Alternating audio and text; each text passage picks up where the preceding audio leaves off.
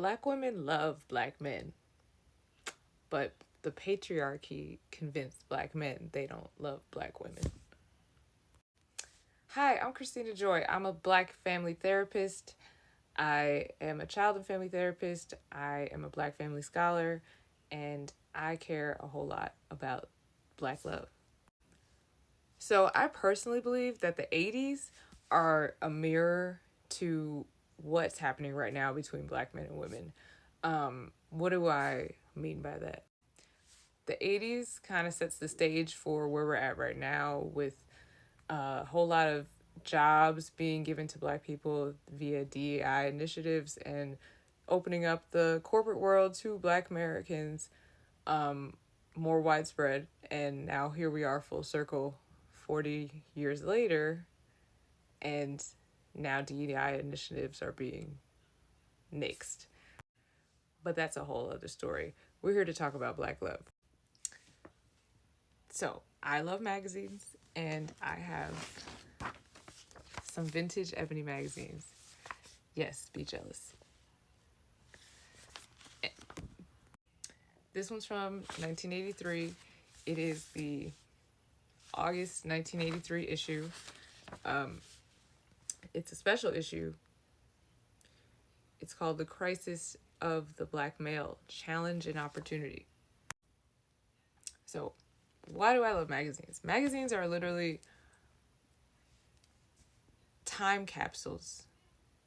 They capture our thoughts, they capture our feelings, they capture what was happening in the culture, they capture what was important to us at the time, and they reflect what the general public usually feels about things. So there's this article in this issue called What Every Black Man Should Know About Black Women. I printed it out too because I wasn't sure if I had this issue, but yeah. It's written by Lynn Normant. What Black Men Should Know About Black Women by Lynn Normant. This article is basically a love letter and a declaration to black men.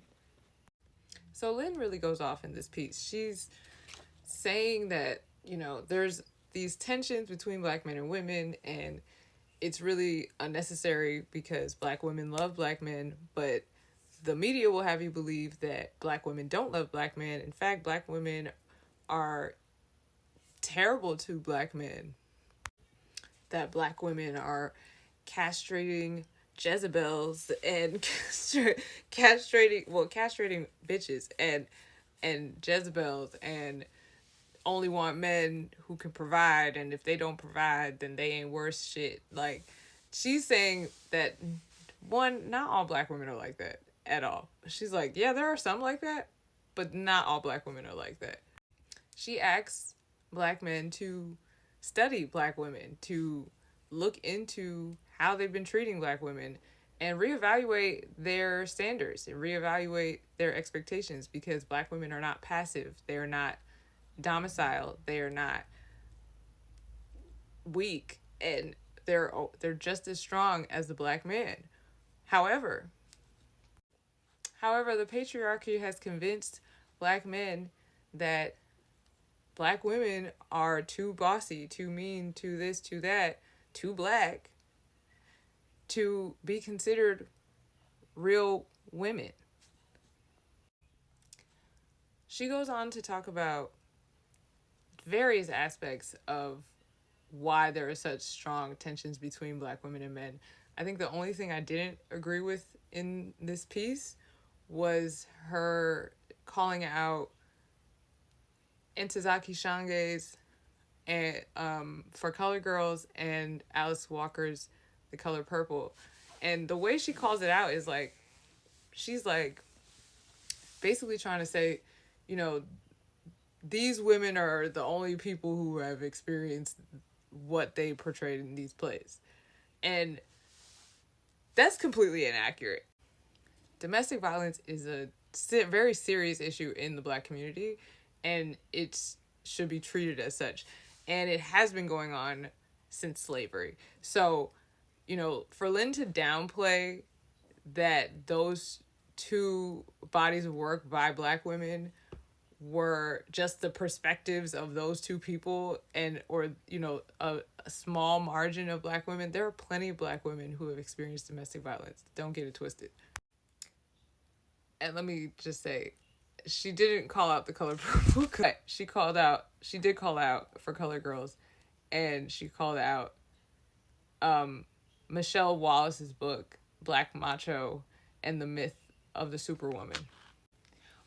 But I probably confused, or I probably subconsciously added Alice Walker's The Color Purple because it received the same backlash in the 90s from Black men and from certain Black women. I really love, though, like, in spite of that, the rest of the article is very accurate, I would say. I think that she did an excellent job of integrating works or commentary from different scholars at the time. A few, or I think all of which were Howard University professors at the time. So, shout out to my alma mater. There are a few quotes in here that really stick out.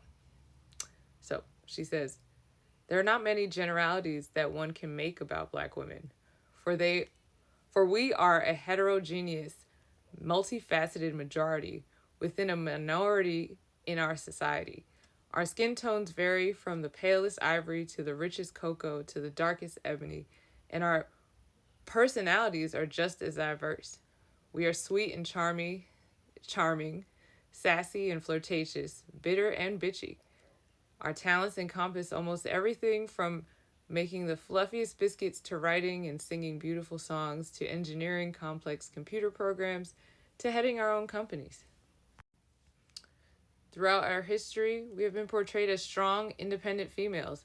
Howard University sociologist Joyce Ladner says even today, Black women are viewed by the dominant society as both a pillar of strength and as sexually permissive, which she explains is a gross oversimplification of the Black woman's role."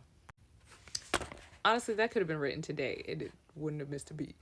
Black women are positioned, or are ostensibly positioned, in this higher position than Black men, but that is still not the case. Black women are still suppressed by Black men within patriarchal context. Black women still get paid less than Black men when you go for an equal position, right? What is true now is that Black women are more educated than Black men. Black women have now outnumbered Black men in the workforce since the 80s. That may be changing now because of what's going on in our government, but since the 80s, that was the first time that Black women actually outnumbered Black men in the workforce. Which brings me to the original point, being that the 80s set the stage for where we're at right now. The 80s, especially for Black people. I think a lot of the other demographics are catching up to they're catching up to the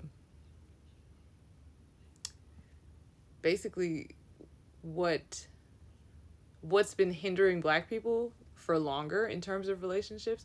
Like, now Americans are waiting to get married later. Black women have been getting married older since the 80s, and that skyrocketed in the 80s. So it's like everything that was happening in the 80s is a direct reflection of what's happening right now, especially for Black people, especially for Black relationships. And this article really dives deep into that, and I'll do another video on it.